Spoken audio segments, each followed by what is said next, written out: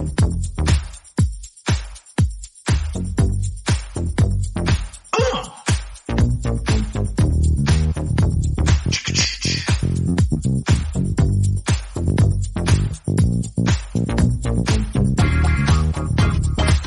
to Urban Legends. The podcast about urban legends. Meet your hosts, that's right. Neil and Chris Huntley. Hello and welcome to Urban Legends, the podcast about urban legends and no longer about etiquette. That has been dropped. We fulfilled our contract. We are now out of that contract, but hopefully it was of use to everyone. I am 1998 Gurning champion of the North, Chris Flynn, and with me, as always, is my friend and colleague and the only human to ever get addicted to catnip. It's Mr. Neil Herbert. Hi Neil, how are you doing? All right, and I'll be honest with you, if more people tried it, I think there'd be a few more. I'm sure that a lot of people, catnip. sure a lot of people who have been out of marijuana pots have tried smoking catnip before, or seeing the effect that it had on cats, because they go cuckoo. So how were you ingesting it, in kind of like a crack pipe, or huge amounts in any possible way I could? Snorting it? Yeah, just inject it. I was making some breakfast earlier.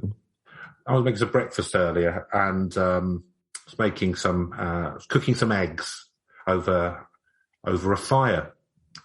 And a gas fire. Yeah, and you mean on the hob? But yeah, on the gas hob. And a fly flew up into my nose. That's pleasant. And what I did was I blew it out so that the fly could continue living. No, it just went off, which was fine. Yeah. You know, because the thing is, Neil, what I really want to make clear to everyone is, despite what people are saying on the internet, I'm not like one of these Bezos characters who would just snort the fly into my lungs for my own amusement. I thought about that fly's life. I resisted the temptation to absorb its soul into my lungs. Yeah. So, I think people need to stop getting on my back on social media, just because I'm a pod baron these days. Yeah. So now, how did you end up getting off the catnip? Or are you off it? Well, cut back. One day at a time, eh? One day at a time. They say you're never truly off of the catnip, Chris. Yeah, that's true. Yeah, just don't have the first catnip joint. That's what they say. If you can do that, just don't do it. Don't do it at all. So this week we, as we've got rid of the etiquette stuff now, we are going to jump directly into the story, or urban legend. Probably I should say that. Neil, I believe that you have brought this one to our round table of mystery and knowledge exchange. Submit this story for your delectation. So yeah, we're off to California. California. It's not, sadly, involving the Red Hot Chili Peppers, although I suspect there's a few urban legends. I imagine they've probably done a song about it, though, haven't they? Probably, yeah. Probably an album. Yeah. There's a double album out there somewhere. Nice bit of funk rock. Yeah, and they're all naked apart from having socks on their penises on the front cover. On their cocks, yeah. Lovely. It's good stuff. I'm hilarious. Nice bit of slap bass from Flea. Anyway, enough about Red Hot Chili Peppers. I don't mind them. I like them. My favourite one of their albums is The Best of the Red Hot Chili Peppers. Yeah, it's kind of one of those ones where, what was it called? Blood, Sugar, Sex, Magic? I can't remember. It's been a while since I've listened all the way through. But yeah, that's a cracking album. And there's, but yeah, like you, probably listen more to sort of singles on Spotify and stuff like that. But yeah, it's funny actually, because it was a real thing. I mean, back in some people mid-90s, funk rock was really huge. And it doesn't seem to have been... they've carried on doing that. It's good luck. Well, I think it's like anything. I mean, inevitably, if you get big enough, there's just like people will backlash against you. And I suppose they're, like funk rock and sort of slap bass is probably considered very 90s, but although that's presumably... But it's the same people who disparage Jamariquai. Losers. I mean, Jamariquai a bit less talent for I quite like the musicians in that band, but yeah, I quite like some. I like that. You know, I could easily kick back to the best of Jamariquai. Do you know what I mean? Yeah, it wouldn't be up there with Red Hot Chili Peppers for me, but yeah, he's got a couple of hits that I wouldn't be. Do you know what? Like, it's fun music. It's kind of pop music. It's fun. He's obviously taken a lot from the pioneers like Stevie Wonder and stuff. Yeah, absolutely. And put his own white middle class art school hat wearing spin on it. But you know, he's an incredibly wealthy man. So yeah. Last time I saw him, he was I think in Montenegro, and there was some massive billboards. So apparently he's reinvented himself as a DJ. And billboards with him like JK, you know, doing that gurning that only he can do in front of a turntable. So I assume he was. Oh, really? He's not doing the Jamariquai stuff anymore. Well, he had the hat on. I don't know. Maybe he's doing both. This was about 8 years ago. I was in Eastern Europe, and there was a massive billboard with him on in front of some turntables. And I assume he was probably doing some like club night or something. But you could do both, couldn't you, if you're him? You could do fly both. These people in. If you're reasonably famous, they'll fly people in. They'll come in. Because, I mean, how hard is the DJ set, for Christ's sake? Yeah, it's not. I mean, as someone who's done a few, not very. Yeah. So, you know, I know that the Friendly Fires are a fantastic band. They're one of my favourite bands, and they do DJ sets sometimes. So, it's probably a lot easier sort of turning up and just, you know, putting some stuff on, you know, on a DJ set than it is to sort of like with all of the ball ache of bringing along a load of musical equipment. Well, obviously you take musical equipment if you're a DJ, don't get me wrong, but like a load of instruments and stuff. We don't have to tune things and stuff like that, do you know what I mean? And MP3 player and use the turntables at the gig. System. Yeah, well, no, exactly, because it's all going to be set up there for you, isn't it? Just presumably be okay. Anyway, yes. Whatever. Enough about JK. DJs. Right, so off to California. So Monterey County. So on the coast of California, there's a mountain range, a big expanse of peaks and wilderness. Sierra Nevada? Enough. No, there's Santa Lucia mountain range. Okay. It's called. So it's between Monterey County and San Luis Obispo County. Don't know what either of those are. No, well, I'd say that didn't help me either, frankly. But anyway, I imagine it goes quite a way along the coast. And it was supposedly a bit of a hurdle to the early Spanish explorers that were making their way across the coast. Very beautiful looking. There's some photos in the article here from mysteriousuniverse.org, just to give them a shout out.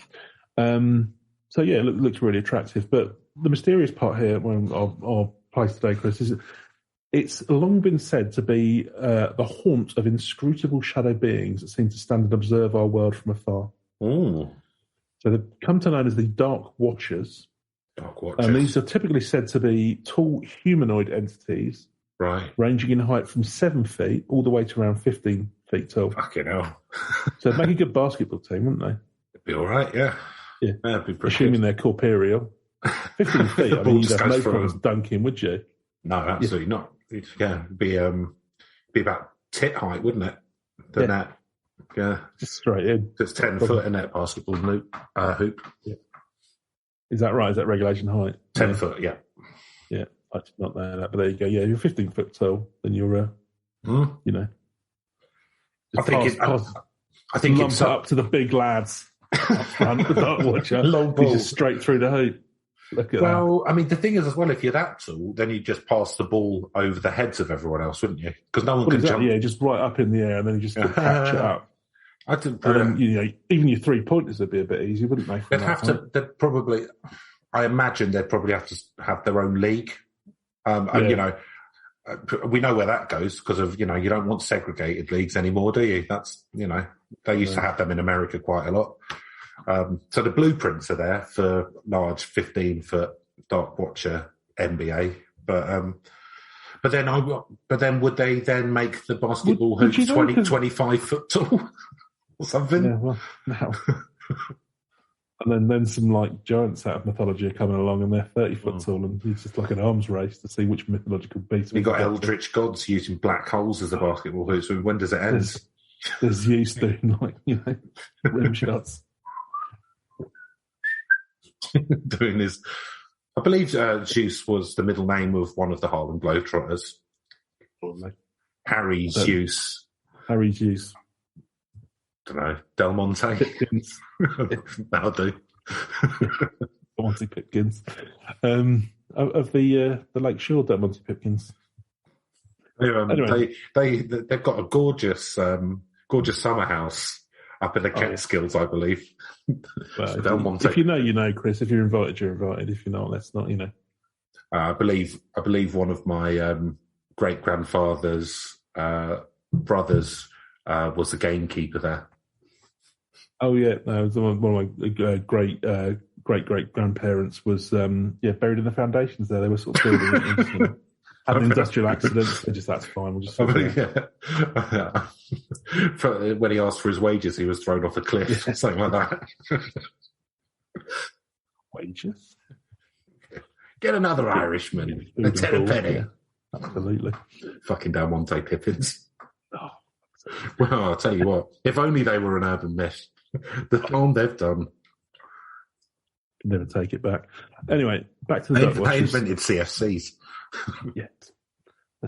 So I think what I'm hearing so far about these watching lads is I think that there could be quite a lot of theories around these. And I'm thinking lizard men. I'm thinking aliens. I'm thinking ghosts. I think Dan Aykroyd might have some interesting things to say about the Dark Watchers. Let's put it like that, and let's put it in its box and come back to that later. So, yeah. Is he on Twitter?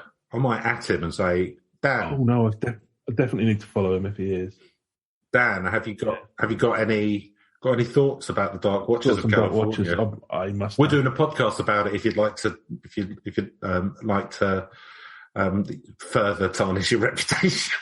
Dan Aykroyd's got much better fucking shit to take on our podcast, but I would love that.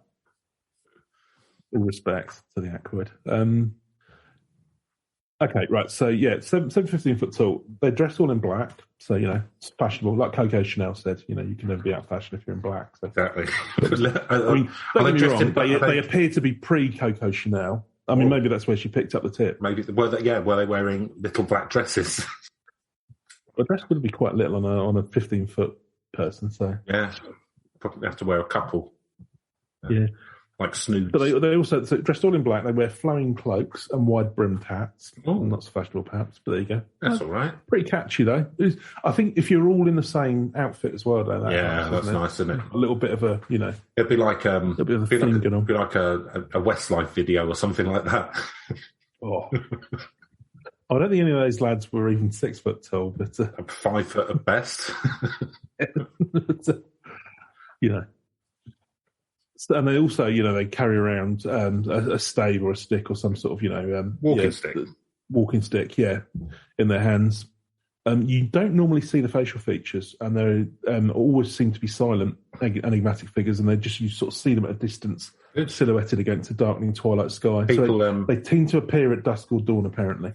People need to learn how to act. Keep their mouth shut. Yeah, especially you lot. They need to learn how to act, listen actively. That people are too in love with their own voices these days, says someone who's doing a podcast. Yeah, I mean, it's the thing, isn't it? They're just taking it all in, just doing a bit of observation. Just maybe shut up and just have a look at weigh things up your own head for a little bit. Have a little, weigh things up, have a think about it. Well, it's bigger than you. Yeah, don't act too quick. You've got 2 ears and 1 mouth. Don't act too quick, but don't be paralysed by the fear of failure. That's what I believe that's the motto of the Watchers. Could be. Let's see where we get to.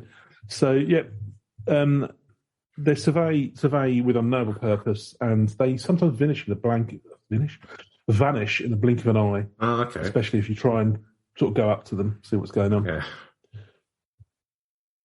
So they've been. Do you think they're just like those Warner Brothers style cartoon cactuses or something?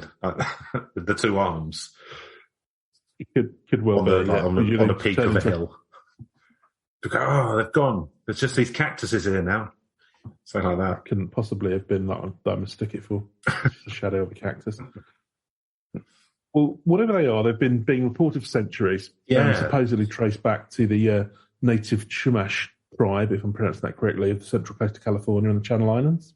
The Channel Islands, Jersey, Guernsey. Yeah, Guernsey. I'm assuming there's Channel Islands in California as well, and it doesn't mean that they're also in islands off of the coast of the UK. Could be. Maybe maybe they don't like paying taxes. Could be, yeah. All that casino money. I'll stick it somewhere safe. It's always the way, innit? And you make a bit of cash, and then all of a sudden, the ladders up. Yeah. You change your tune right quick. Straight off to Jersey. Yep. Living it up, eating. Up a converted Bergerac's old house. With the big blue plaque. Yeah. Here lies the tomb of Bergerac. Yeah, it could be. We've got a lot of within the British lands, I guess you'd call it, because they've all got like weird titles, like an overseas territory or something. We've got a lot of tax havens under our banner, haven't we? Yeah. All throughout the Caribbean, Jersey, Guernsey. Isle of Man is a tax haven, weirdly. Yeah. Yep, Sark, which is run on feudal lines by the Berkeley brothers. There's that. Given to some person by Queen Elizabeth or something, I think. I can't remember how that goes back, but I think they just bought it and it's still some. There's that. There's that old platform from the war where someone lives now and has claimed it's an independent territory in the North Sea. Have you heard of that place? I haven't, but there's a growing movement of people claiming things as their own sovereign territories. I don't think it tends to have much of a... What's it called? Sealand. The Principality of Sealand. Which is, an old fort, World War II fort. And it's constructed by the United Kingdom as part of the forts to defend shipping lanes. And, it's off the coast of East Anglia. And, it's declared itself an independent principality in 1967. Oh dear. So in 1987, the UK extended its territorial waters from 3 to 12 nautical miles. Grift. Sealand is now in British territorial waters. In the opinion of law academic John Gibson, there's little chance Sealand would be recognised as a nation because it's a man-made structure.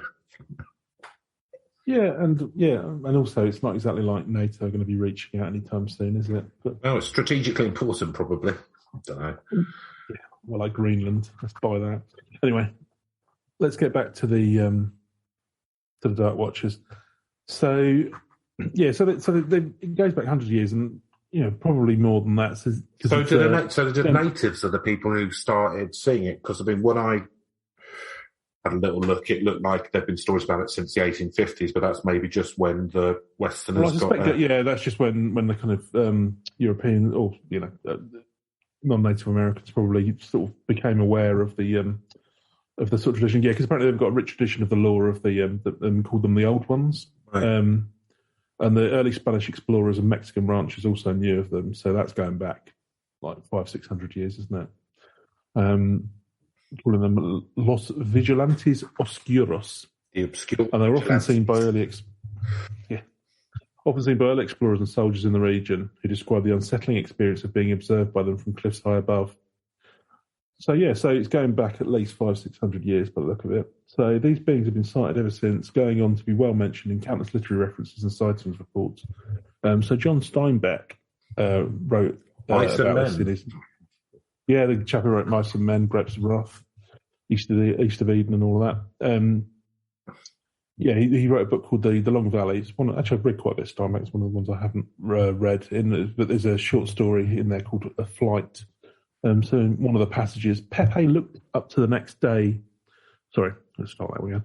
Pepe looked up to the top of the next dry, withered ridge. He saw a dark form against the sky, a man's figure standing on top of a rock, and he glanced away quickly, not to appear curious. When a moment later he looked up again, the figure was gone.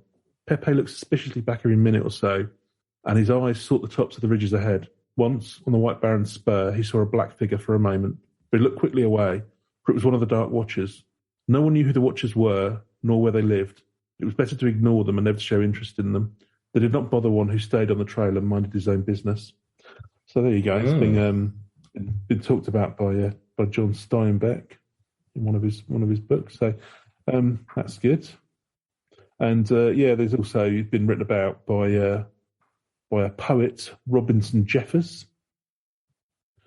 So there's been, it's knocked around a bit in literature, but they all go back to the same kind of like local traditions. And in the mid-1960s, there was an alleged sighting of the dark watches made by a high school teacher hiking on the range at Monterey Peninsula. Right. He was walking along and claimed that he saw a tall, dark figure looming up on a ridge. Seemed to be in the process of merely standing and contemplating the scenery. He called out to the figure, and the entity dissolved from sight. Hey, guy! Hey, guy! Hey! How you doing? What you looking at, buddy? Can I join you? I'm going to dissolve into the ether now, thanks. Fuck this. Yeah, so he dissolved off. That's interesting, isn't it? Yeah. And there's also a witness in Moreno Valley, California, in 2011. So many years ago, he was driving with a friend through a dirt field in the Moreno Valley, near Alessandra, near what were some old abandoned barns, and he'd heard they were haunted. Their friend's car had broken down. It was a beat-up old Volkswagen Bug. They were around dusk at the time. That's American the Beatles. Yes. So they weren't going to make it out before it gets pitch black. So instead of chancellor getting lost or hurt, they decided to sleep in the car and set out in the morning to get help to tow the car. Sensible. They're killing time, having a few smokes, and they started to see what looked like black shadows, evenly distributed, completely encircling them.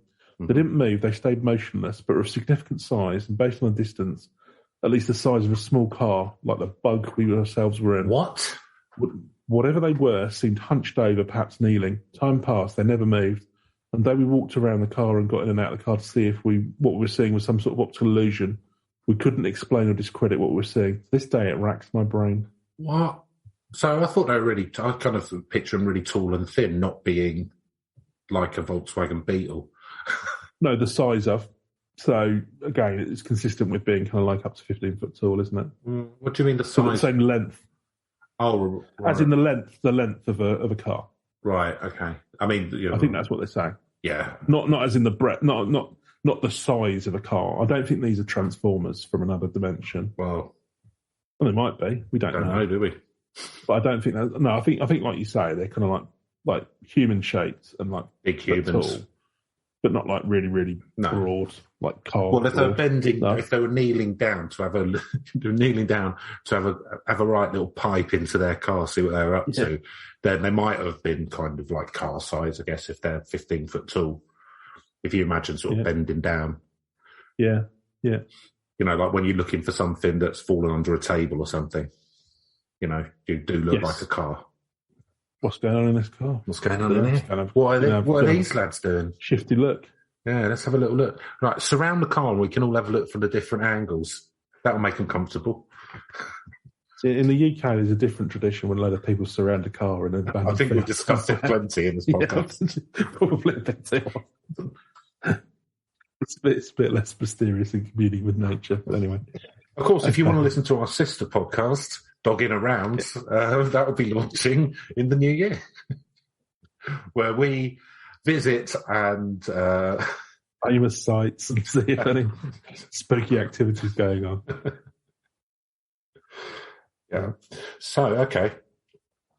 Yeah, and then there's a report. I mean, the good thing about this one is there's quite a lot of reports of these entities, so that's good. 2013, another report made by Elizabeth Benitez of San Mateo, California, who saw some spectres in broad daylight near the San Luis Obispo Reservoir. I can't pronounce that word. Obispo. San Luis Obispo. Maybe, yeah, probably not. Anyway, so she said at the encounter, I remember the day my friend and I were coming back from Los Angeles. We'd passed the reservoir. As we drove on the road, I saw something at a distance down the end of the mountain. It was a really big human figure, but it wasn't. Had a black cape, kind of like the Grim Reaper, and it was leaning over, holding onto a staff at a puddle of water, so it seemed at a distance. It was in the daytime, so I could identify it wasn't a person, because even in midnight, it was very sort of dark and reminded her of a raven. It told the friend who was driving to look over at the mountains, and surprisingly, she was able to get a glimpse of it. I asked her what she saw without giving her my details, and she saw exactly what I saw. She only looked at it for about 5 seconds, was able to see it, and she almost lost control of the car when she looked at it. I begged her to go back and see it, but she was very tired of driving already. No, I'm too tired. These dark watches are real. Yeah, I don't really want to see a supernatural entity, to be honest. I've had a long day. A bit tired. I mean, I would mock that, but I'll be honest with you. I'd go back. Yeah, well, you'd want to, wouldn't you? Yeah. You would think, but yeah. But I don't drive, so I don't know. Maybe my laziness is powerful. I mean, some of these, I don't know why, but it puts into my head. You get those. You used to get those big sort of moving advertising hoardings of the Marlboro Man Cowboy. Yes. Like they did like big advertising in America, didn't they, in the 50s and 60s? They did. Well, I mean, even up to now, though, because you get like the Macy's Day Parade, or not Macy's Day, they do like a big parade, don't they? So, and, you get these huge blown up things and things like that. We get in Spain, a lot of places in Spain have big, like cutouts, sort of silhouettes of bulls on top of hills, especially in the south. So there's a massive one. When you're going into Seville, there's like a massive sort of cut out black bull which has been plonked on top of a hill. So he's kind of, or did I see a ghost bull? I don't know. Yeah, or a UFO possibly. Possibly. Who can say? So there's quite a lot of reports. I mean, I won't go through all of them because, it's basically just a bunch of big lads just standing on a hill, just looking. Just like to watch, Chris. Voyeurs. See what's going on. The voyeurs. Yeah, voyeurs. The thing is, I kind of, nowadays, when I picture California, I picture really heavily farmed land using up all the water. Do you know what I mean? Like I don't picture a lot of, and that's probably wrong. Maybe that's just like the bits which I've seen. But like up in the trails and the mountains and stuff, that's not really arable farmland. So, no. I mean, obviously a lot of it is just because they've they've diverted the water largely in through the towns. And, and that's becoming more and more problematic. Yeah, because they've got no water left. It's harder to. Yeah. Well, also because I think a lot of it's sort of evaporating and not, I mean, there's various people have kind of like pointed out that they, you should distribute the water more evenly and all the rest of it. But or the way that they've done it is, you'll run out at some point, sort of thing, or it'll go elsewhere. Yeah, the aquifer's nearly empty, isn't it? And you're in a bit of shit when that happens, especially when we're not getting as much rain now, or they're not anyway. Yeah. Yeah, I guess the thing is like the Sierra Nevada mountains and stuff do exist and that kind of stuff. And when I'm talking about California, I'm thinking of southern SoCal. I'm not thinking of Northern California because that's where you get lots of the big trees and all that kind of stuff. And it's kind of... Well, it's a huge state, isn't it? Yeah. Biggest in America? I mean, no, economically, it's... Texas is. Oh, right, fair enough. But yeah, I mean, it's huge anyway, and it's, I think there's some varied landscapes. So, yeah, I can imagine, and it seems to be more based on that. I mean, you do kind of wonder, a lot of this is kind of like, how much people sort of seeing shadows and things like that. But, well, I'm always... can't account for all of it. I'm always suspicious about desert stuff because of mirages and that kind of jazz. Yeah, there's that as well. Because you get all the weird, where the heat's rising and stuff, and it refracts light in different ways, and you get you get shadow, you get mirages, and it can look like there's no roads, but you can, because the light of the sky is refracting and stuff. Oh yeah, there was this phenomenon that like ships floating in the air. There's some weird thing where if you get a certain type of light reflection, you see it as being sort of 20 foot above where it actually is. I can't remember what the phenomenon's called, but that was one that I read about recently. But anyway, there's been lots of accounts of these figures being around. And in fact, John Steinbeck's son, Thomas Steinbeck, wrote an entire book on the subject after having his own encounter. Right. And he went on to research the lore of the Dark Watchers, and he penned a book called In Search of the Dark Watchers with a guy called Benjamin Brode, which went into a lot of depth about the phenomenon and its cultural origins. Some pointed it to being a trick of the light or illusion, as you say, but that somehow seems to be an inadequate explanation for the entirety of the phenomenon.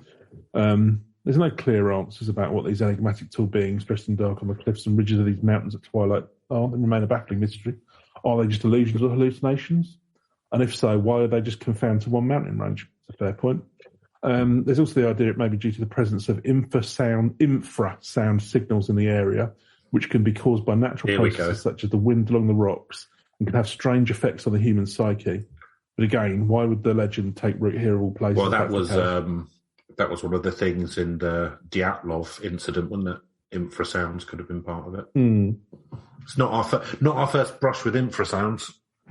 Oh. So, are these some sort of supernatural or even interdimensional entities here on some unknown mission? Impossible to tell. The Dark Watches of California remain a compelling mystery that really captures the imagination. So it's quite interesting. I like them. I like the fact that I always quite like Watcher characters that are just like having a look, going, enigmatic, sort of. Yeah, inscrutable. What are you doing looking? None of your business. Just having a look. Oh, you wouldn't understand, mate. That sort of just. No, exactly. Oh no! I'm gonna go. Do you know what? I'm gonna go up and ask him. Oh, he's dissolved. Yeah. Straight out of here. Yeah, fuck that. I'm not telling you what I'm watching. Just having a look. No, I like him so far. Do we have any? Kind of theories about them? What they are? I'm sure there's plenty. Well, I think that's what they've sort of gone through a bit here, haven't they? So again, it's could be illusions or hallucinations. Could be down to the infrasounds. Could be could be supernatural. Could be interdimensional entities. Who knows? But as they point out, if it's an illusion, then why is it that they just confined to one mountain range? I mean, part of it is, part of that you could count down to confirmation bias. Yeah. So once you start having stories about seeing those things on that mountain range, then you'll see optical illusions and then start to think about that's in there. But yeah, it's interesting, and there's not an easy answer. They don't sort of try and get in too much into it. So this is from it's mysteriousnisuniverse.org. It's an article by Brett Swancer, who is an author and crypto expert living in Japan. So currency. There you go. No, I believe he means like cryptozoology. I don't know. He might be really into Bitcoin. I'm not sure. Probably. I suspect he means cryptozoology. So there you go. That's pretty much, that was the most sort of thorough article on Dark Watchers. And, they don't do much, but that's in a way what's quite interesting around them. Because, what's quite interesting here is there are a lot of sightings. They don't seem to hurt anyone or anything. No, well, that's the thing is they don't interact at all. And in fact, they obviously don't want to. They obviously don't want to be interacted with. They just want to have a look at what's going on. It could be just some really localized phenomena, perhaps. But it's interesting. The fact that so many people have seen something is, kind of interesting. And the very fact that they're so inscrutable, as you say, that gives them an air of mystery. Normally, where somebody isn't, where you get one of these legends and nothing's really happened, then I find that sort of like a bit off-putting. But in actual fact, people are still seeing them now, and they've been seeing them. Well, since time immemorial, if the First Nation people have been seeing them. And I like, Los Vigilantes Oscuros. Yeah, that's where the original Dark Watchers came from. Because, I believe the First Nations people, they called them the Old Ones. So, I'm just looking at another article to see if there's any more kind of things. Oh, so one theory, according to Dowd, is they're merely figments of the observer's pattern-seeking minds. Yep.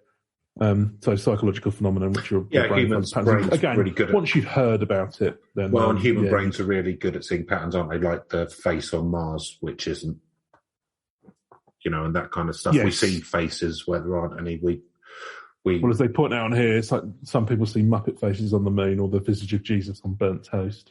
Well, that's true. I believe Mary quite often appears on foodstuffs as well. Yep. I always wonder what you're supposed to do. If a holy presence does manifest on your breakfast, presumably you shouldn't eat it. No, you eat it. Yeah, eat it. It's like taking the Eucharist. So you wouldn't try and preserve it and get gullible people to come and pay money to see it. It depends how hungry I was. Yeah, probably just have my breakfast. Bit of delicious buttered toast. So I'm probably just going to eat it. Yeah. Yeah, that is kind of just looking here actually. So there's a few other sort of theories. So the pattern-seeking effect could be amplified by the presence of fog or low-flying clouds, which cast shadows. And there's another famous illusion known as the Brocken Spectre. So this is in Germany. For centuries, they've reported seeing shadowy figures on Brocken Peak.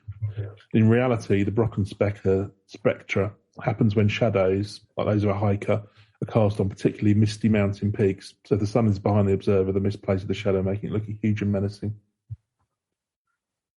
Yeah, it makes sense. Yeah, and they've got a photo of this. I don't know if that's a mock-up or a real photo, but it does. So I can't see, and it really surprises me. I can't see that anyone's claiming that it could be aliens, because alien people tend to say that everything could be aliens.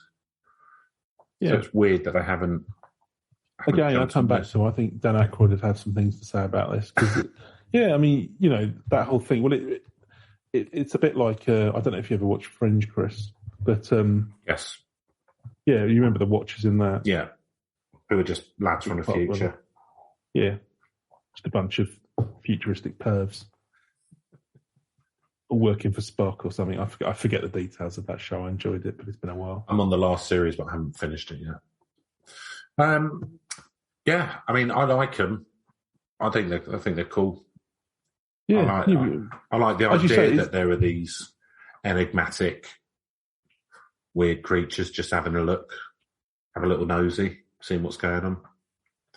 Well, yeah, I mean, and that's what's quite interesting as well, because, I mean, nobody is trying to claim that they are sort of, I mean, they do mention one of these things, yeah, it could be interdimensional beings or aliens, but nobody seems to be massively going down that and that's road. weird, isn't it? Because generally everyone jumps on everything.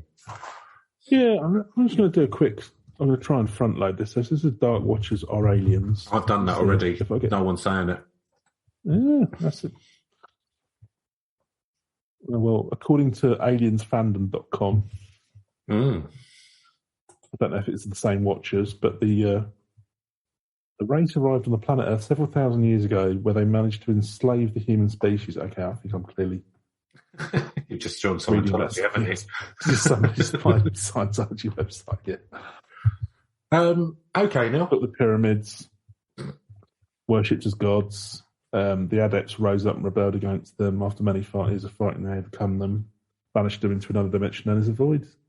I think I might be reading about something else. Yeah, I think that's because there's stuff about things in the Book of Enoch being like watchers, and it was like aliens and stuff. But probably a phenomenon that's been around. In other things, I'm sure there's all sorts of other stories of folklore where you have things observing. But no, it's quite a nice, bit of nice little story.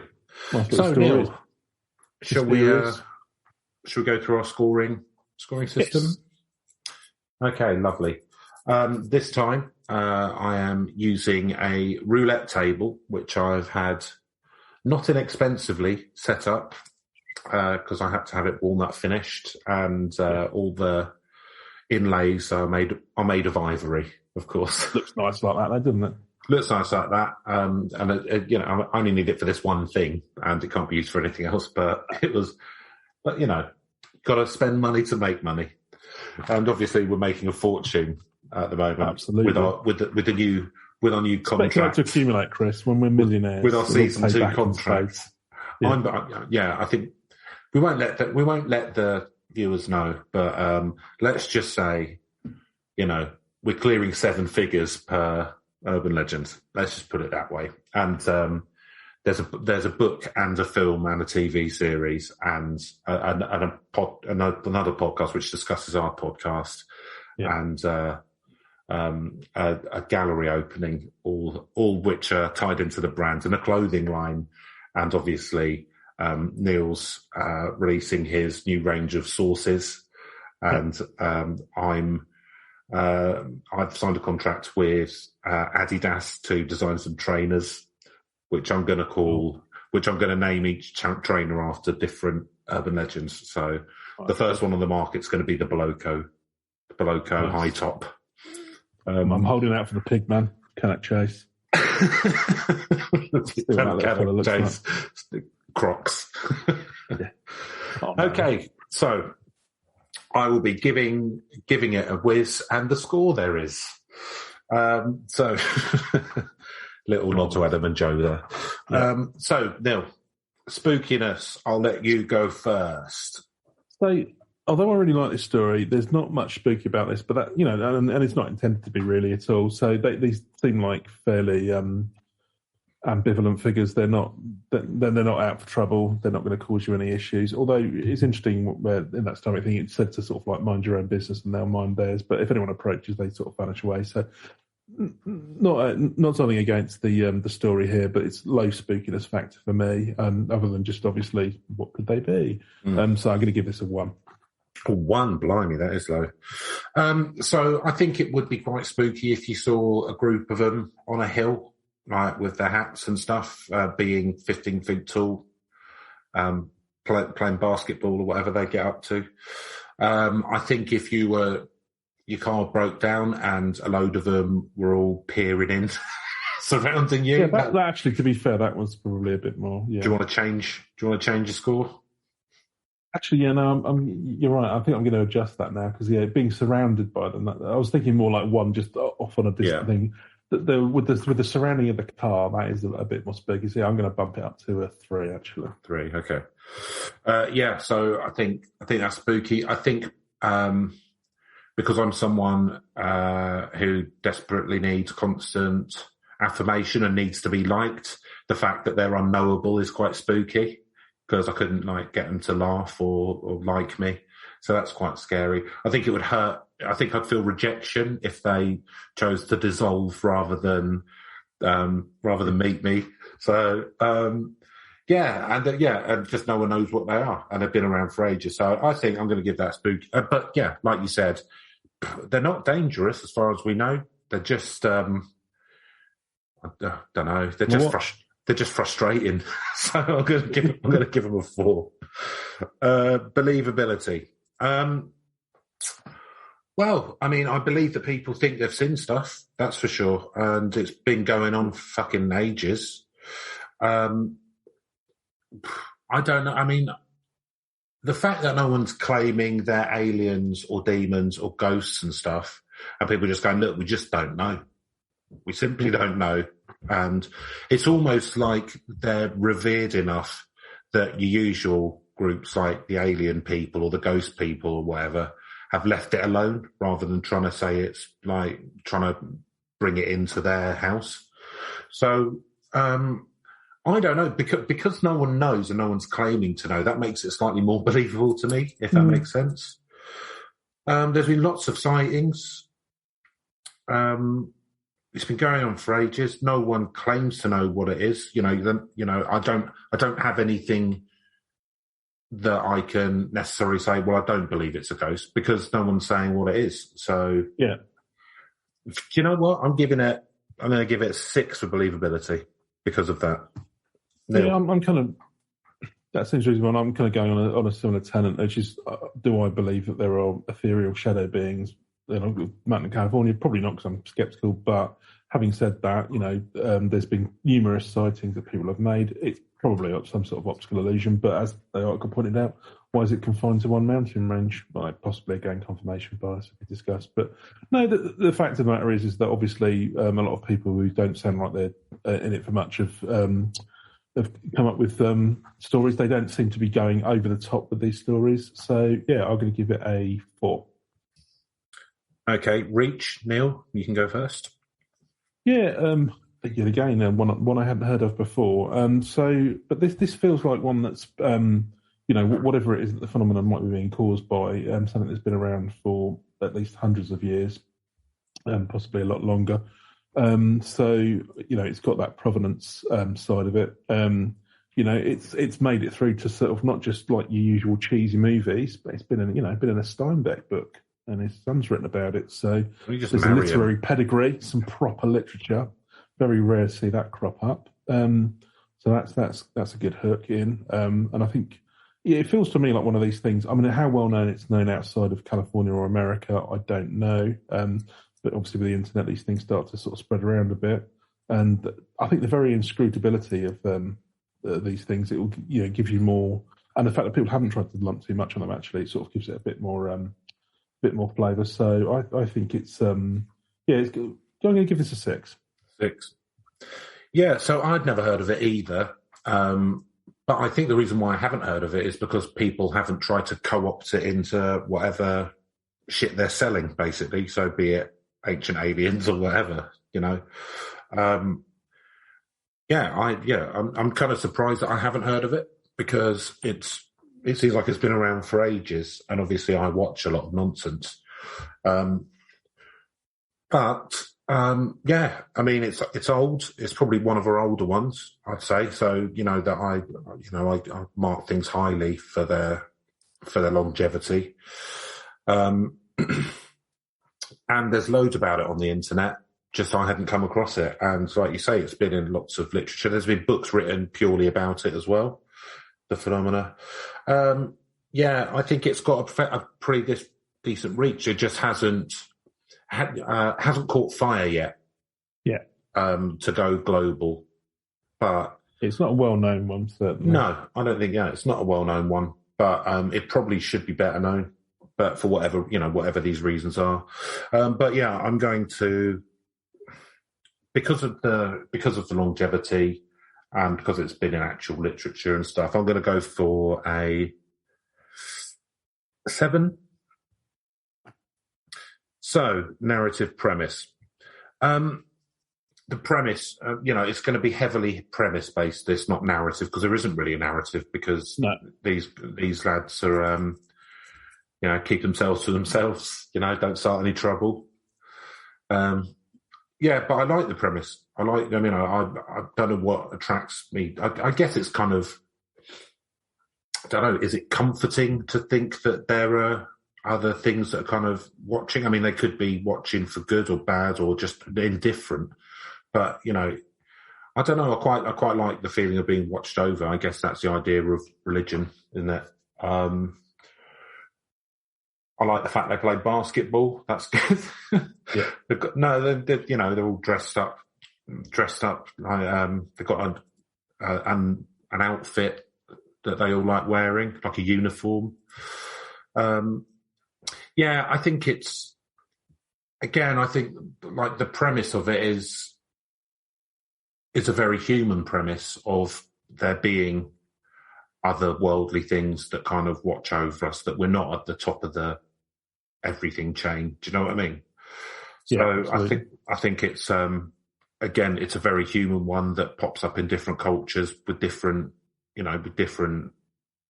creatures or whatever doing it, but it's something that's a very human need, I think, to kind of think there's something else out there beyond what we know. So based on I think premise-wise, I'm giving it another 7 because I like it. I don't know why. It did just touches my heart. Yeah. No, I kind of know where you're coming from. And again, I think largely I'd agree with most of that. I think there's something quite interesting about thinking that there's some other kind of like entity that's outside of the human race that can has the intelligence to observe and sort of like, but we don't know and doesn't interact with us. And I guess it's the mysterious and the fact that we don't know everything. Something out there that we can't is inscrutable and we can't understand the motivations of. That's something that's quite a compelling thing because. There's a human need to understand everything and break it down and figure it. So something that can't be understood is quite a compelling narrative, I think. Well, it's like why I like cats. They can be as knowable or unknowable as they want, but they're just doing their cat thing. And I respect them for that. Yeah. So yeah, on similar lines, but I'm going to give it a 6. 6, okay. So that gives us an overall 43 out of a possible 80. So not too bad. Yeah. Not too bad. Unfortunately, their non-threatening, non-aggressive behaviour and the fact they don't harm people probably knocked them down a bit because they're not very spooky. No, it's not. It's not one that sort of like would terrify you, but no, it's more of an interesting, slow burn, mysterious one. If they were, do you know what? Like if they suddenly started popping up everywhere, it would be like weird to start with. But the fact that they're not threatening, I think people just get used to it. Do you know what I mean? Yeah. They just go, oh, look, there they are having a look. Oh, what are they doing? Oh, no one knows, but, they leave us alone. So, do you know what I mean? So they're not very spooky. You get really used to them really quickly. Yeah. Lovely. So 43, not a bad score. I thought No, do you know what? Like, yeah, that's a decent score. They should be. Whoever, wherever they are and whatever they're doing, they should know that they should be proud of themselves. You know, give themselves a pat on the really high back. Intrigued us. They have intrigued us. So that is it for this week's Urban Legends. I have not yet come up with a catchphrase for the new series, but that is in the works because I'm dropping Don't Have Nightmares. If you've got anything that you'd like us to look at, or if you've seen any of these, then, or whatever, seen anything at all, if your eyes work, or if they don't, if you've heard anything, or even if you've felt anything. Or if you're a dark watcher and you want to explain what's going on. Get in touch. Shy.